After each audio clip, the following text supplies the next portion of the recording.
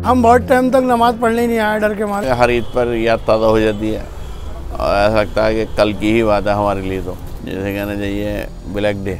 उस वक्त किसी ने उनको गले नहीं लगाया। जब दूसरी ईद थी, तीसरी ईद थी, चौथी ईद थी, पांचवी ईद थी, जब तक लोग यहाँ पे किल्ली मार मार के, दहाड़े मार मार के यहाँ सजदे में रोए हैं। उसका असर तो अभी तक है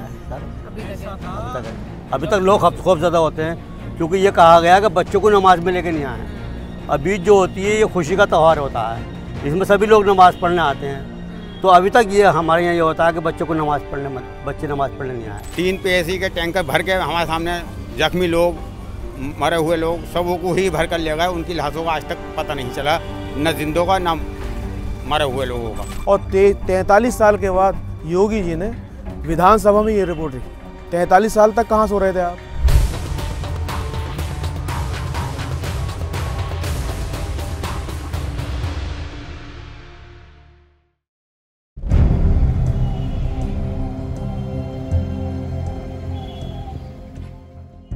हम इस वक्त मुरादाबाद ईदगाह में खड़े हैं। ये वही ईदगाह है जहां 1980 में पुलिस ने कई मुसलमानों पे गोली चला दी। अब 44 साल बाद योगी आदित्यनाथ गवर्नमेंट जो अभी पावर में है, उन्होंने एक रिपोर्ट पब्लिश की उस मैसेकर के बारे में। लेकिन उस रिपोर्ट ने यहाँ के लोगों को कुछ खास दिलासा नहीं दिया। ये समझने के लिए हम आए हैं मुरादाबाद, उन लोगों से मिलने जिन लोगों ने वो होते हुए अपने आँखों के सामने देखा था।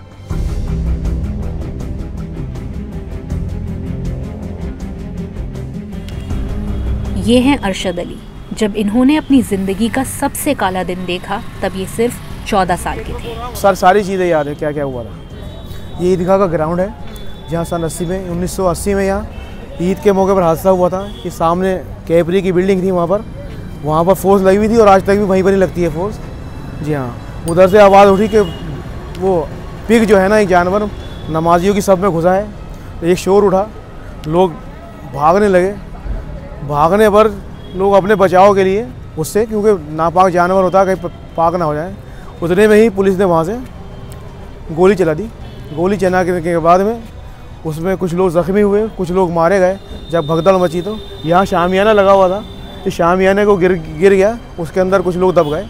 मैडम ऐसा था कि काफ़ी लाशें यहाँ पर मौजूद थी और लाशों के साथ साथ जो लोग ज़ख्मी थे पुलिस की गोली से या किसी और वजह ज़ख्मी हुए थे, पुलिस PSC ने उनको भी ट्रक में डाल लिया था और दूसरी जगह जाके उनको फेंक दिया था। नहीं मिली सर बॉडी। जो लोग हम उठा के ले गए थे, हमारे बड़े बूढ़े, हमारे बुजुर्ग जो उठा के यहाँ से ले गए थे, सिर्फ हमारे हाथ वही बॉडी आई। इस घटना को हुए 4 दशक से ज्यादा बीत चुके हैं। बावजूद इसके मुरादाबाद के लोग इसे ऐसे याद करते हैं जैसे ये कल की ही बात हो। जब मैं उस समय छोटा बच्चा था तो इस जगह पर ये पीछे एक पेड़ पकड़ गया, इसके नीचे मैं दब गया था। तो पता ना किसी साहब ने मुझे पकड़ के उठाया, मेरा नसीब अच्छा था, मैं बच गया। आज उसकी बदौलत में बैठा हूँ और आपके सामने रूबरू हूँ। वरना बहुत बच्चे थे जो ऐसी, बहुत बच्चे थे जो गिर गए, वो उठे नहीं। मैंने देखा है खुद अपनी आंखों से कि बच्चों की लाशें यानी कि आते तक की बाहर निकली हुई, दब के मरने वालों के बच्चों की। हम बहुत टाइम तक नमाज पढ़ने नहीं आए डर के मारे, जबकि हमारा घर मकान यहीं पे, ये पीछे गली में, लेकिन हम डर के मारे नहीं आए। PSC की गोलीबारी में मारे गए लोगों के अलावा कई लोगों का ये भी आरोप है कि सुरक्षा बलों ने उनके घरों में घुसकर उनके परिवार के लोगों को मारा था। मोहम्मद आलम की मां उन्हीं में से एक थी। जितने भी जेंट्स हैं सब लोग नमाज को गए हुए थे। अब वापस आए तो हमने अपनी मदर को डेड बॉडी के रूप में पाया। सामने वॉल में। हाँ, वहाँ क्या था? वहाँ गोलियों के निशान थे। आलम की मां का शव 3 दिनों तक उनके घर में पड़ा रहा। इसके बाद एक स्थानीय नेता ने मदद का वादा किया और उनके शव को पोस्टमार्टम के लिए ले गए, लेकिन वो कभी परिवार के पास वापस नहीं आए, ना ही शव लौटाया। उसके बाद जी कभी भी हर ईद पर याद ताज़ा हो जाती है और ऐसा लगता है कि कल की ही बात है हमारे लिए। तो आदमी चीज़ को तो कभी मैं समझता हूँ नहीं भूल सकता। ये ऐसा दर्द है, मरते दम तक नहीं भूलेगा इंसान। जैसे कहना चाहिए ब्लैक डे। जिसे ये चीज़ तकलीफ झेली हो तो उसको क्या ईद अच्छी लगेगी।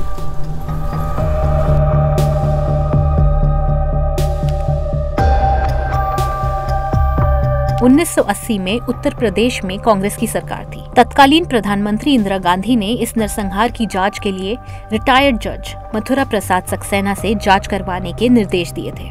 रिपोर्ट 1983 में सबमिट कर दी गई थी, लेकिन 4 दशकों तक किसी भी सरकार ने इसे जारी नहीं किया। इसके बाद अगस्त 2023 में योगी सरकार ने यूपी विधानसभा में इसे पेश करने का फैसला किया। रिपोर्ट में पुलिस अधिकारियों की जवाबदेही तय करने के बजाय हिंसा के लिए लोकल मुस्लिम लीडर्स को दोषी ठहराया गया। 30 दिन के रोजे के बाद ईद उल फितर की नमाज पढ़ने के लिए ईदगाह पर लगभग 60-70 हज़ार कट्टरपंथी मुसलमानों की भीड़ जमा हो गई थी। जिस आदमी की मेंटेलिटी ये हो वो क्या रिपोर्ट देगा आप खुद सोच सकते हैं। जिसकी मेंटेलिटी इस टाइप की है वो क्या रिपोर्ट देगा, वो जाहिर है उसे यही रिपोर्ट देनी थी, इसलिए उसने शुरुआत की है इस तरह की। सक्सेना आयोग की रिपोर्ट में ये भी कहा गया है कि हिंसा के लिए कोई भी सरकारी अधिकारी, कर्मचारी या हिंदू जिम्मेदार नहीं है। इसमें ये भी बताया गया है कि इन दंगों में कहीं भी आरएसएस या बीजेपी की भूमिका सामने नहीं आई है। रिपोर्ट में पुलिस और सरकार को दोषमुक्त बताया गया है, जो सीधे तौर पर उन तथ्यों और बातों से मेल नहीं खाता है जो एमजे अकबर जैसे पत्रकारों ने दर्ज की थी। एमजे अकबर अब बीजेपी के मेंबर हैं। अपनी किताब रायट आफ्टर रायट में एमजे अकबर ने मुरादाबाद नरसंहार को एक उग्र सांप्रदायिक पुलिस द्वारा मुसलमानों का सुनियोजित निर्माण नरसंहार बताया था। आयोग की जांच रिपोर्ट में हिंसा को 2 लोकल मुस्लिम लीडर्स की करतूत बताया गया है, जिनमें से एक है मुस्लिम लीग के शमीम अहमद और दूसरे हैं खाकसार-ए-हक पार्टी के हामिद हुसैन।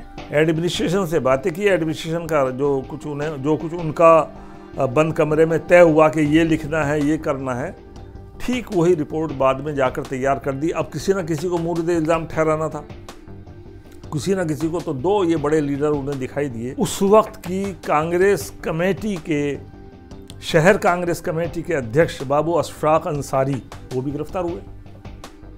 जितने भी मतलब ये कि डिमोरलाइज करने के लिए जो भी क्रीम थी मुसलमानों की, उसको गिरफ्तार किया गया। 400 से ज्यादा पन्नों की रिपोर्ट में मुस्लिम वोट बैंक की राजनीति को भी जिम्मेदार ठहराया गया है। रिपोर्ट में कहा गया है कि भारत में मुस्लिम आबादी बढ़ गई है, वे खुद को चुनाव में एक वोट बैंक समझने लगे हैं। अगर मुसलमानों को चुनावों में एक कमोडिटी के रूप में इस्तेमाल करने के प्रोत्साहन दिए गए तो इसके परिणाम निश्चित रूप से बुरे होंगे। ये लफ्ज़ एक तरह से कहना चाहिए, इतना ज़बरदस्त इस्तेमाल है कि वोट बैंक। वोट बैंक क्या हिंदू नहीं है? हिंदू भी तो वोट बैंक है। क्या नाम बीजेपी या कांग्रेस या दूसरे इनको हिंदू वोट नहीं देते?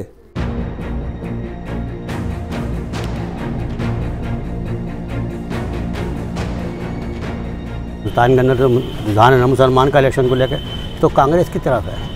इस वजह से सरकार ने रिपोर्ट पेश की है। योगी गवर्नमेंट का जहाँ तक मेरा ख्याल है, उसने एक जुआ खेलने की कोशिश की थी कि इससे कुछ मुसलमान प्रोवोकेट होकर और कांग्रेस के खिलाफ एक माहौल बनेगा, समझे नहीं तो, लेकिन वो उसमें कामयाब नहीं हो पाया। इसलिए कि भाई हमारे ज़ख्मों को कुरेदने से आप हमें क्या दे रहे हो? कांग्रेस ने हमें कुछ नहीं दिया, और आप क्या नाम, आप अब 40 साल के बाद ये कह रहे हो कि कांग्रेस ने तुम्हें मारा था, तो भाई मारा था तो व्हाट यू मीन? भूल गया मुसलमान। आप हमारी पूर्व प्रधानमंत्री इंदिरा गांधी जी भी आई थी, उन्होंने माफ़ी मांगी, हमने उन्हें यहीं पर ही आई थी, तो उनके लिए कोई ड्रेस देने के लिए तैयार नहीं था। मैं ड्रेस लेकर आया और यहाँ पर खड़े होकर उन्होंने स्पीच दी, मगर जो वादा वो करके गई थी वो अभी तक माइनस में है, नहीं पूरे हुए ना। हाँ। क्या वादा करके गई थी? कि हम पीड़ितों को ये देंगे, ये देंगे, ये देंगे, बस दिलासा दिया गया, और उस दिलासे का रिजल्ट आपके सामने है। सरकार 10 साल सत्ता में नहीं आई।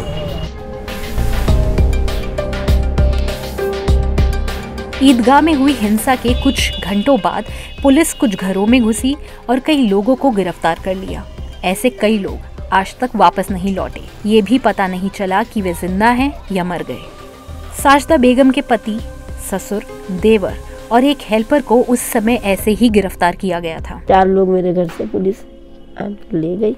अब जो मौजूदा जिंदगी हमारी वो ये है कि जी हमारे बच्चे हैं, अगर कुछ है तो हमारे बच्चों के लिए कोई सहायता कर, उनकी तालीम के लिए।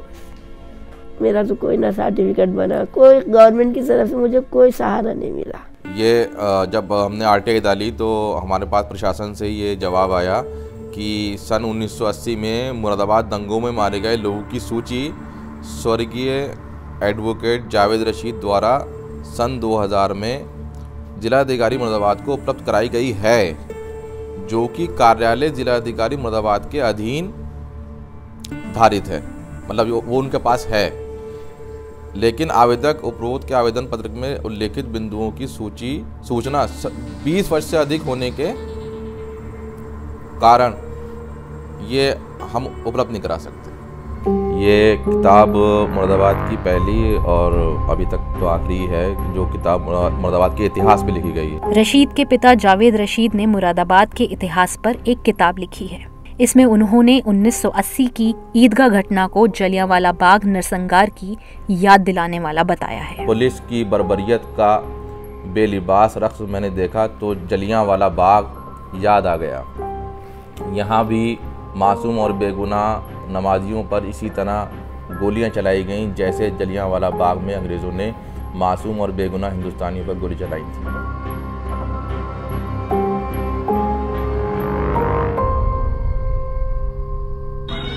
If you like our reporting, do consider becoming a member of the Quint so that we can continue bringing reportage from the ground like this one.